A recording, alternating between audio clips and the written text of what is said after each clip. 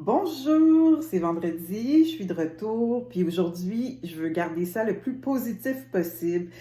Comme on le sait à l'extérieur, c'est pas le grand soleil, alors j'ai décidé de mettre quand même un petit peu de couleur pour vous, rendre ça un peu agréable, puis je veux garder le ton positif.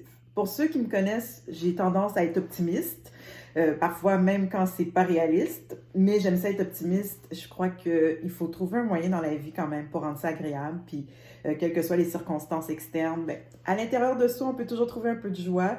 Puis dans la mesure du possible, j'essaie de cultiver ça. Je vous dis pas que c'est toujours facile. Il y a des journées qui sont plus difficiles que d'autres. Puis cette semaine, ça a été une de ces semaines où ça a été parfois difficile. Mais ce matin, je me sentais comme, oh, j'étais comme Val's back. Alors, je vais vous parler en fait d'une histoire. J'aime ça les histoires concrètes. J'aime ça voir l'évolution. J'ai toujours été attirée par les transformations. J'aime quand il y a un avant et après. Puis j'aime comprendre l'histoire, comment que le avant est devenu le après. Puis aujourd'hui, c'est pas exactement un avant et après ce que je veux vous raconter, mais c'est une histoire, une évolution. Ce que j'aime voir avec de petites habitudes. Et là, c'était non intentionnel. Puis le résultat actuel, pour moi, je trouve ça fascinant, je trouve ça extraordinaire. Puis j'ai hâte de voir la suite. Alors, je vous explique. J'ai un ancien collègue. Je dis ancien collègue parce que j'ai fait partie d'une acquisition l'année passée. Donc, les gens avec qui je travaillais sont devenus mes anciens collègues, malgré que je n'avais pas fait le choix de les quitter. C'est la vie. Donc, j'ai un ancien collègue qui se lève très tôt le matin. Il prend des photos à Montréal. Donc, durant la dernière année, je voyais ses photos sur sa page Facebook. Ça venait sur mon fil Facebook. Puis là, je voyais les photos, puis sont super belles. Des photos de Montréal. Puis j'ai longtemps habité au centre-ville. Puis ça me permet de revivre ces moments-là. Puis maintenant, étant donné que je ne vais plus au centre-ville comme avant, je suis très rarement au centre-ville maintenant ces temps-ci. Alors, ça me permet de revoir cette ville que j'adore, mais sous un angle que j'avais jamais vu. Parce qu'on s'entend, moi, à 5 heures du matin, je suis dans mon lit, je suis pas en train de me promener. Donc, je vois pas nécessairement Montréal, les rues désertes, puis le centre-ville désert. Puis même quand je vivais à Montréal, si je rentrais chez moi très, très tard pendant la nuit, il y avait encore des gens. Puis, non, le matin, à cette heure-là, je n'étais pas dans la rue. Point final. Donc, tout ça pour dire que j'adore, mais je ne suis pas la seule. Il y a d'autres personnes aussi qui adorent voir ces photos-là, puis c'est un passe-temps que la personne s'est développée. Donc, ça c'est devenu un hobby, prendre des photos en se promenant à Montréal tôt le matin, parce que c'est un lève-tôt. Et là, c'est passé de page Facebook, Instagram à, oh, une page dédiée à ces photos-là. Puis cette semaine, j'ai vu qu'il y a même maintenant des cases de cellulaire, là, je parle le franglais, moi. Donc, des cases de cellulaire. Je trouve pas mieux. Mon vocabulaire est pas assez élargi pour ça. Donc, avec les photos. Donc là, c'est passé d'un hobby à, wow, les gens aiment ça, puis la réaction est bonne, à, oh, on va se faire un partenariat avec une autre compagnie. Puis je pense qu'il y a une cause aussi. Je pense qu'il y a une partie des fonds qui sont donnés pour encourager là, les entrepreneurs d'ici. Mais c'est concret. Donc, c'est passé de abstrait à concret.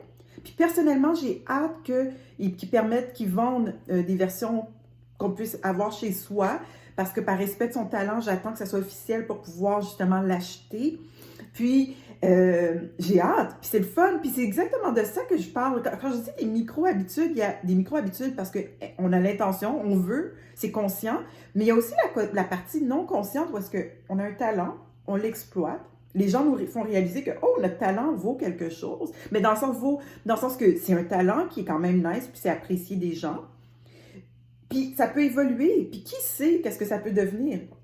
En tout cas, bref, je voulais vous partager ça en ce vendredi. C'est mon histoire inspirante parce que je l'ai vu évoluer. J'ai moi-même beaucoup adoré l'évolution. Est-ce que je pense qu'au début, puis là je parle, mais c'est pas parce que j'ai même pas les détails, mais je pense qu'au début c'était des photos avec un cellulaire. Après ça, il y a eu il y a eu une caméra plus sophistiquée, l'utilisation de technologie pour encore plus rendre les photos wow. Puis c'est de toute beauté. Bref, si la personne se reconnaît en écoutant ma vidéo ce matin, félicitations, j'ai déjà envoyé un message pour indiquer à quel point je suis fière, puis je suis contente de voir ça parce que c'est en ligne avec l'histoire que j'aime ce genre d'histoire-là. Puis si vous avez une histoire inspirante, similaire, partagez-la avec moi, j'aimerais savoir.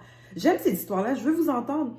Puis si vous ne voulez pas l'écrire publiquement, envoyez-moi un message privé, j'aime vos messages privés aussi. Puis j'aimerais savoir, la question que je vous pose, c'est: avez-vous découvert un nouveau talent durant les derniers mois? Si oui, lequel? Puis sinon, est-ce qu'il y a un talent que vous aimeriez développer? Moi, je sais qu'il y en a quelques-uns.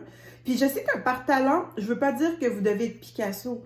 Je veux juste dire que vous êtes intrigué, curieux par quelque chose, ça vous intéresse, puis vous osez poser le premier geste pour commencer à le pratiquer. pour voir une évolution dans ce talent-là. Puis on n'a pas besoin de tous devenir des Picasso. Récemment, ma cousine m'a dit que je ne serais jamais Mozart au piano.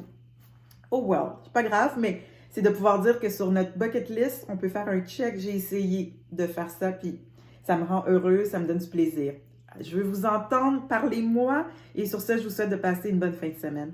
Bye bye!